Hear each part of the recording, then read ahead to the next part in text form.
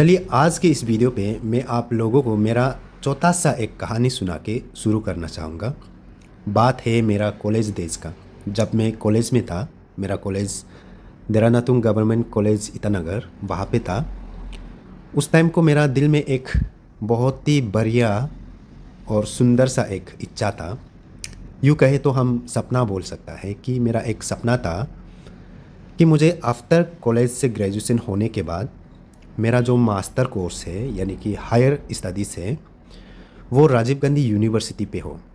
और उस टाइम को कुछ इस प्रकार का फीलिंग्स था, जो राजीव गांधी यूनिवर्सिटी में पढ़ाई कर रहे बोल के बोलता है उसके लिए दिल में अलग से एक रेस्पेक्ट और एक इच्छा होता था कि हाँ मुझे भी वहाँ पे जाके अपना मास्टर करना है।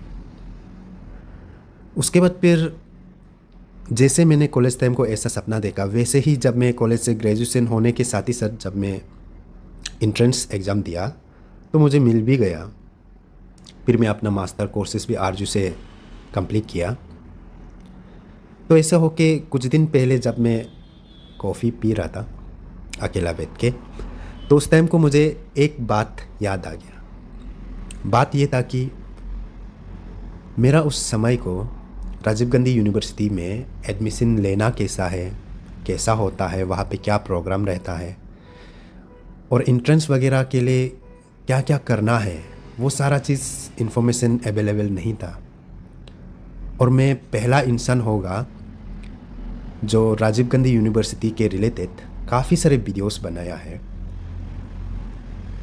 उस टाइम को मुझे जो मुश्किलें मिला है उससे मैंने सीखा और मैं अपना सेम मुश्किल को मेरा जो आने वाला जूनियर्स है या भाई बहन है वो लोग उस चीज़ को पेश ना करें, जिसके कारण मैंने काफ़ी सारे राजीव गांधी यूनिवर्सिटी के रिलेटेड वीडियोस ऑलरेडी बना के है। अगर आप मेरा चैनल में जाके देखेगा तो काफ़ी सारे वीडियोस मिल जाएगा।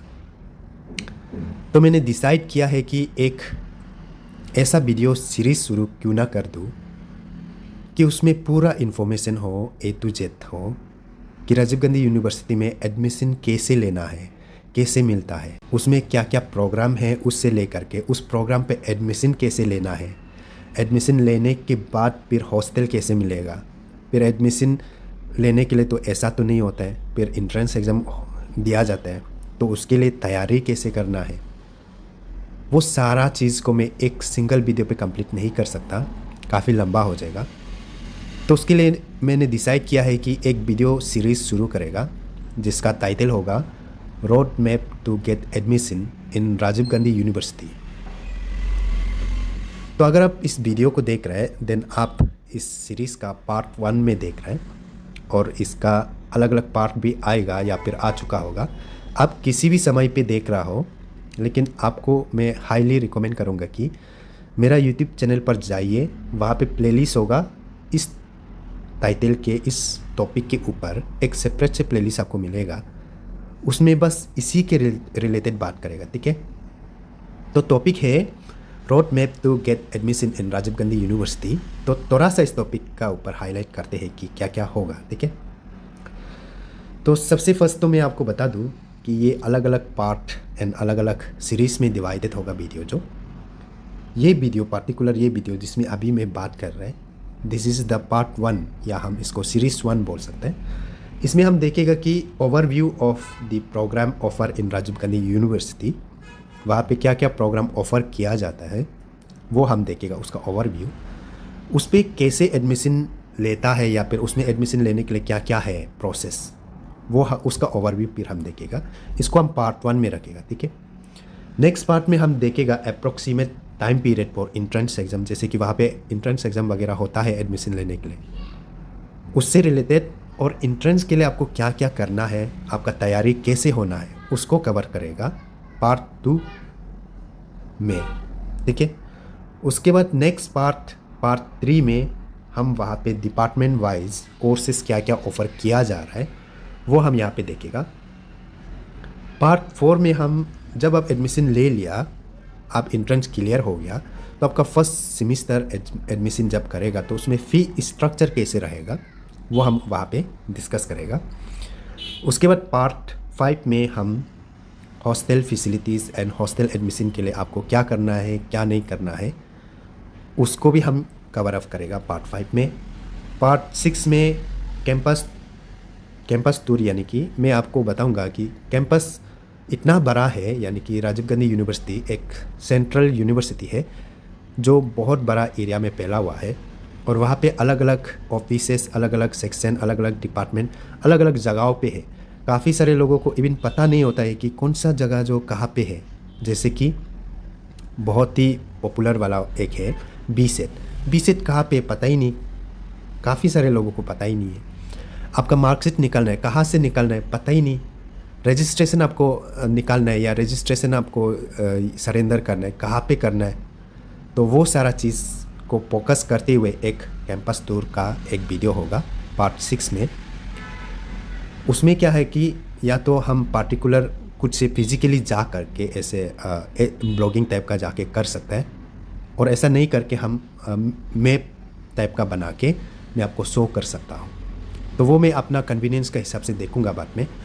और आरजीयू से रिलेटेड एंड आरजीयू का एडमिशन से रिलेटेड और भी कुछ बचा होने से, तो उसको हम और भी अलग अलग पार्ट, जैसे कि पार्ट 7, 8, 9 ऐसे करके एड ऑन करते चलेगा। ठीक है, तो चलिए हम इस वीडियो को मेन टॉपिक को शुरू करते हैं। ठीक है, तो प्रोग्राम क्या क्या ऑफर किया जाता है आरजीयू में, उसका ओवरव्यू देखेगा। ठीक है, प्रोग्राम का बात करेगा तो राजीव गांधी यूनिवर्सिटी में जैसे दूसरा यूनिवर्सिटी में होता है वैसे ही वहाँ पे आपको पीएचडी प्रोग्राम देखने को मिलता है।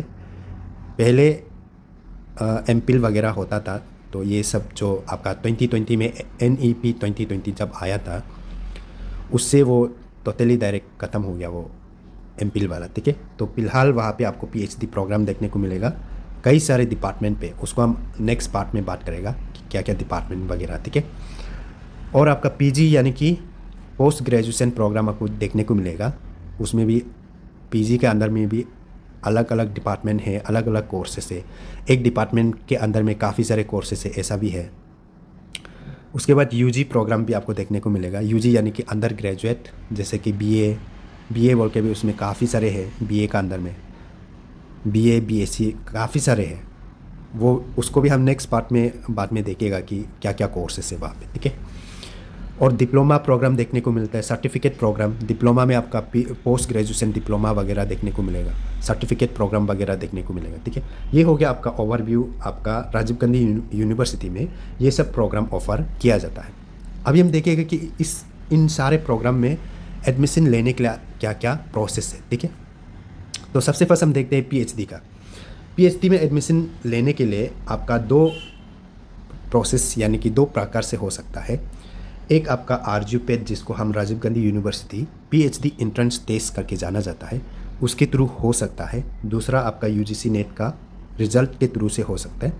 तो यहाँ पे यूजीसी नेट मीन्स की यूनिवर्सिटी ग्रांट कमीशन, और नेट मीन्स की नेशनल एलिजिबिलिटी टेस्ट। तो पहले क्या होता था कि यूजीसी नेट में आपका दो ही चीज़ होता था, उसमें एक असिस्टेंट प्रोफेसरशिप के लिए, दूसरा आपका जेआरएफ के लिए। अभी जब NEP 2020 जब आया तो और एक चीज़ एड ऑन हो गया। अभी वहाँ पे 3 देखने को मिलता है यूजीसी नेट में। एक है पीएचडी ओनली, एक है असिस्टेंट प्रोफेसरशिप, और एक है जेआरएफ। ठीक है, तो आपका जो यूजीसी नेट का रिजल्ट है उसके थ्रू से भी आप जो पीएचडी एडमिशन ले सकता है। और पीएचडी एडमिशन लेने के लिए अगर इन केस आरजीयू पेट के थ्रू होता है तो ये साल में एक बार होता है। ठीक है, और अगर यूजीसी नेट का थ्रू से होने से साल में 2 बार इसका एडमिशन होता है। जैसे कि आपको पता ही होगा, यूजीसी नेट बोलने से यूजीसी नेट का एग्ज़ाम भी साल में 2 बार कंडक्ट होता है। एक जून जुलाई सेशन होता है और एक जो दिसंबर जनवरी सेशन होता है। ठीक है, तो उस हिसाब से आपका पीएचडी एडमिशन भी यूजीसी नेट के थ्रू से होता है, तो वहाँ पे आपको साल में 2 बार एडमिशन देखने को मिल जा रहा है। उसके बाद फिर हम देखेगा पीजी प्रोग्राम के लिए, पोस्ट ग्रेजुएशन के लिए। पोस्ट ग्रेजुएशन के लिए भी आपका 2 रास्ता है। एक आप आरजीयू सेट के थ्रू से हो सकता है, आरजीयू सेट यानी कि Rajiv Gandhi university common entrance test. दूसरा आपका CUET पीजी के थ्रू। CUET पीजी जो है कि ये यूनिवर्सिटी कंडक्ट नहीं करता है, इसको NTA कंडक्ट करता है। तो इसमें क्या होता है कि दोनों में आपका सीट जो डिस्ट्रीब्यूट होता है 80-20 रेशियो पे। 20% सीट जो है कि CUET पीजी के थ्रू से जो आता है उनके लिए 20% सीट जो रिजर्व रहता है और 80% सीट जो आपका आरजू सेट के लिए रिजर्व रहता है, ठीक है। और आपका जो आरजू सेट है उसको आरजू खुद से कंडक्ट करता है। उसके बाद CUET वाला को आपका नेशनल टेस्टिंग एजेंसी यानी कि NTA कंडक्ट करता है और इसका साल में एक बार होता है, ठीक है। इंट्रेंस एक बार होता है, एडमिशन भी एक बार होता है साल में। उसके बाद ये हो गया पीजी। अभी यूजी का हो गया। यूजी का आपका सब कुछ 100% CUET यूजी के थ्रू से होता है। पहले आरजू सेट के थ्रू से होता था, आजकल आपको आरजू सेट के थ्रू एक भी आपका यूजी का नहीं होगा, जिसको नेशनल टेस्टिंग एजेंसी कंडक्ट करता है। ये भी साल में एक बार कंडक्ट किया जाता है, ठीक है। और कब कब इसका जो इंट्रेंस कंडक्ट होता है और कौन से समय को फॉर्म फिल होता है, वो सारा चीज़ को हम नेक्स्ट पार्ट में बात करेगा, तो उसके लिए आप बने रह सकते हैं। उसके बाद अगर हम देखेगा डिप्लोमा प्रोग्राम के लिए, तो डिप्लोमा प्रोग्राम जो आरजू सेट से ही होता है, साल में एक बार होता है। और आपका जो सर्टिफिकेट कोर्सेस है वो मेरिट बेसिस पे होता है, साल में एक बार होता है। मेरिट बेसिस जो एज पर उस पार्टिकुलर कोर्सेस में क्या क्वालिफिकेशन मांगा गया है उस हिसाब से, जैसे कि 12 पास का होने से आपका 12 पास में जो परसेंटेज है उस हिसाब से आपको मेरिट बेसिस उसमें बनाया जाता है। अगर ग्रेजुएशन लेवल वाला सर्टिफिकेट कोर्स होने से तो उसमें आपका ग्रेजुएशन लेवल का परसेंटेज को देखा जाता है, उस हिसाब से आपका मेरिट बेसिस बनता है।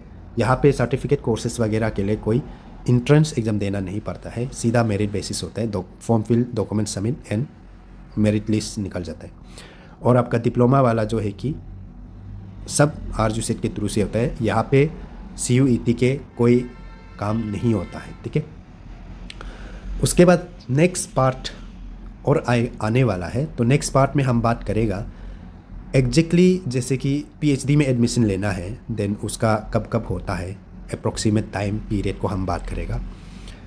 यूजी में एडमिशन लेना है उसका कब कब होता है, पीजी में एडमिशन लेना है तो उसका कब कब होता है, वो सारा चीज़ अप्रोक्सीमेट जो टाइम पीरियड है उसको हम नेक्स्ट पार्ट में बात करेगा, ठीक है।